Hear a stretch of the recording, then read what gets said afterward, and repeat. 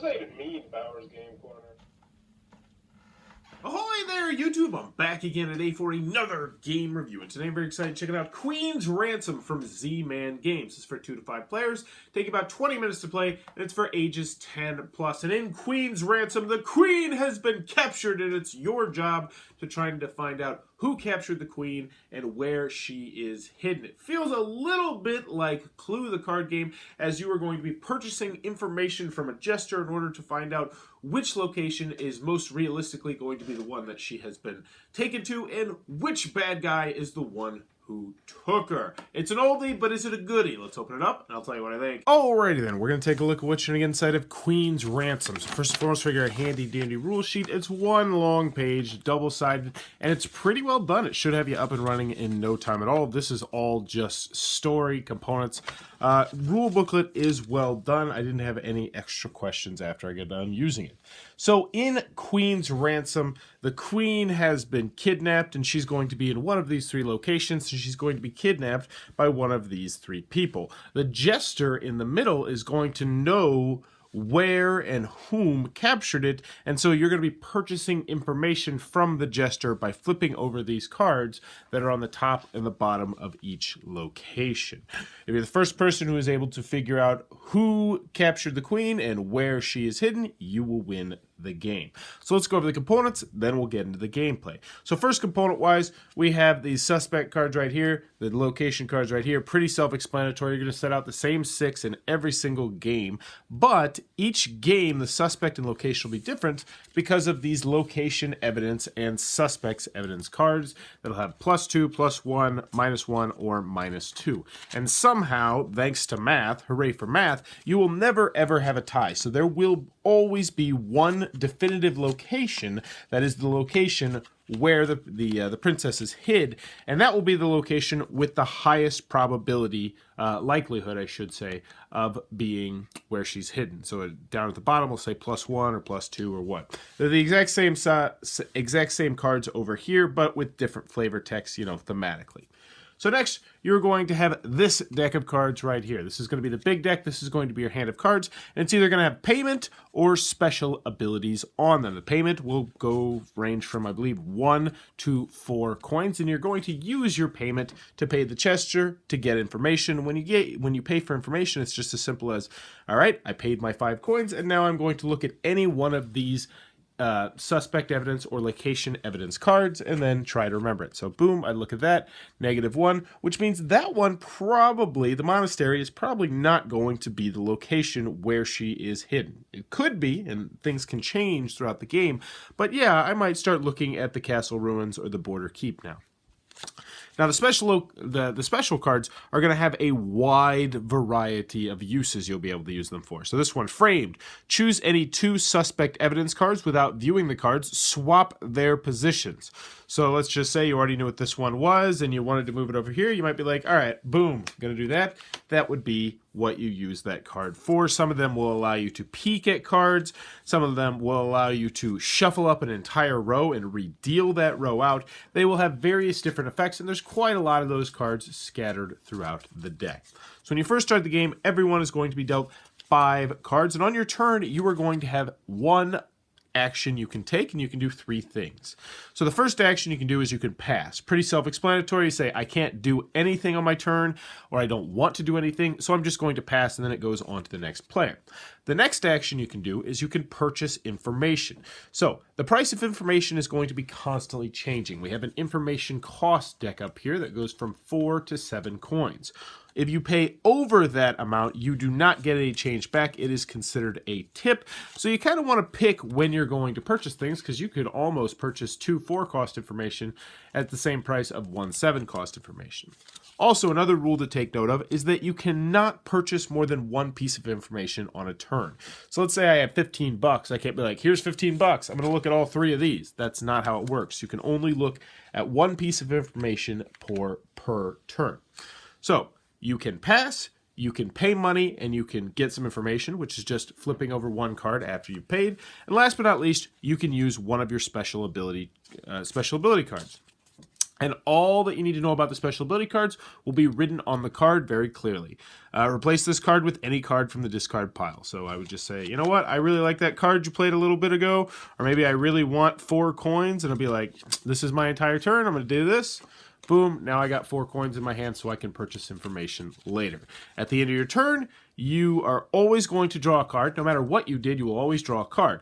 Also, at the end of your turn, if you believe you know who the suspect is and who where the location of the princess is hidden, you may look card by card to see if you are correct.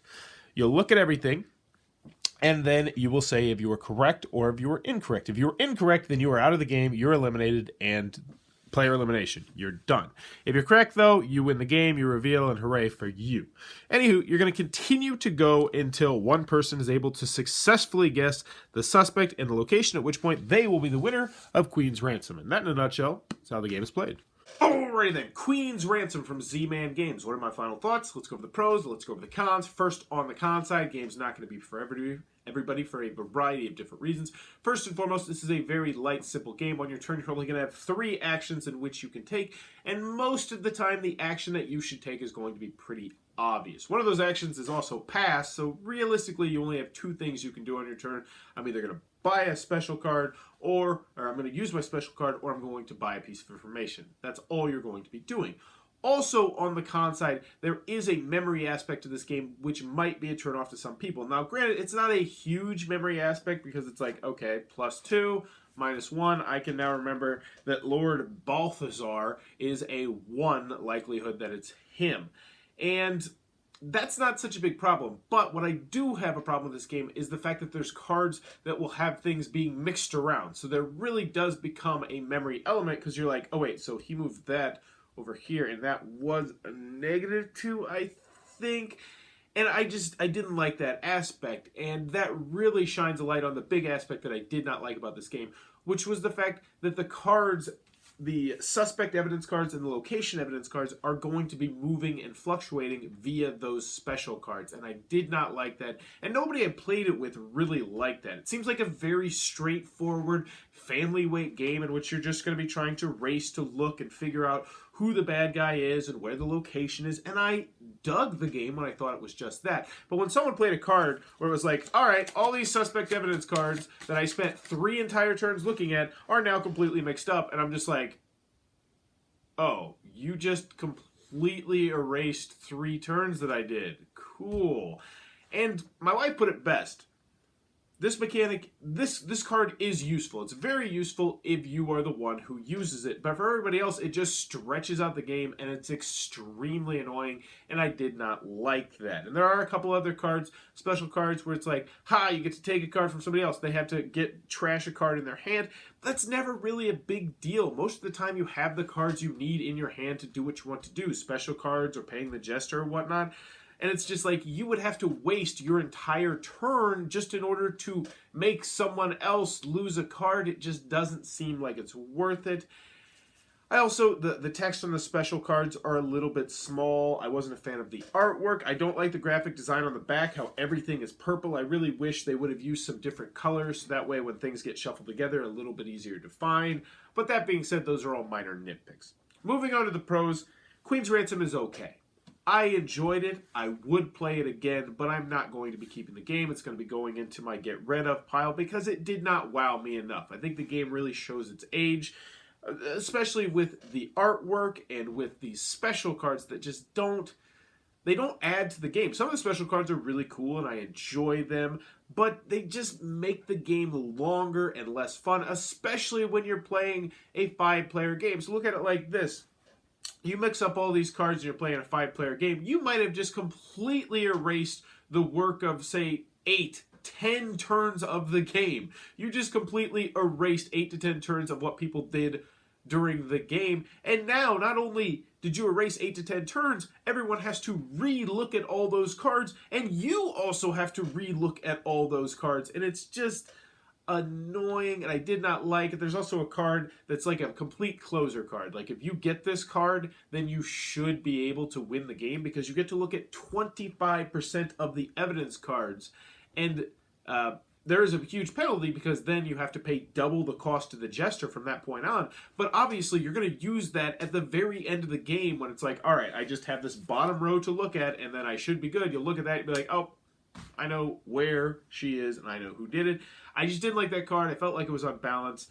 And all those contribute to the fact that I think this is an okay game. It's purely okay. Some people might enjoy it, but I don't think this is going to be anyone's favorite game of all time. And I think that time has agreed with me on that. The fact that you've probably never heard of this game. The fact that I probably would have never heard of this game if I would have gotten it in a Board Game Geek math trade. So overall, Queen's Ransom is one that I really can't recommend to just about anybody. It's okay, but in a hobby filled with outstanding, spectacular, exceptional okay is just not going to do it. Queen's Ransom from Z-Man Games, one that is continuing to be destined to get lost in time. If you enjoyed this review, please be sure to click on that subscribe button down below in the comments below. Let me know what is the last super old game, and by super old in our hobby, I mean 15 years old game that you played and you actually enjoyed. For me personally, and I'm trying to go from games that I know I enjoy, that's a really tricky one. Oh, it was, I'm actually meant to review it. It's called Triples. It's this weird 70s or 60s game where it's an abstract strategy game, but I actually enjoyed it. Me and my wife enjoyed it. But when was the last game that you played that was 15-year-old plus that you enjoyed? Let me know in the comments below. And as always, thanks for your time, YouTube.